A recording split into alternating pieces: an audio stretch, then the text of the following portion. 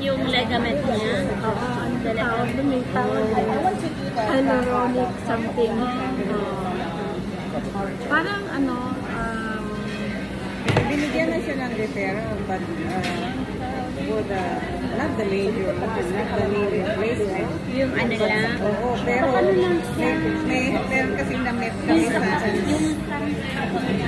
no, ano siya eh, yung sa husband ko, knee-to-knee na eh. Ay, yung bone-to-bone. So, I don't know kung anong buwan ba. Ate, see if I can find it.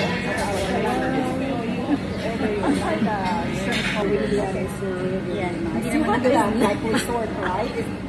That's the one that has the resort facility. Yeah, that's like a whole community. Yeah, but it's different subdivision. Yeah, but you enjoy the same. Yeah, there's a recreation. Yeah. In this area? This area? Sa Meridian. That's what I said. That's why I asked her. Okay. We may have to do Saturday. Only Saturday. Because Monday is namimilipit yan. Oh, yeah, I know. I mean, at school, we haven't done anything yet, so, yeah. You're still working? Yeah, we could do it, yeah. But you see, when you're gonna enjoy it? I don't know, like I've been traveling, so yeah. I thought you still work. Yeah, but my work is really, I picked the one that's really flexible with it, like I can get paid off. So I just went to Europe last week. So I'm planning to go to the Philippines maybe December. so kailan na housewarming? Wala pa.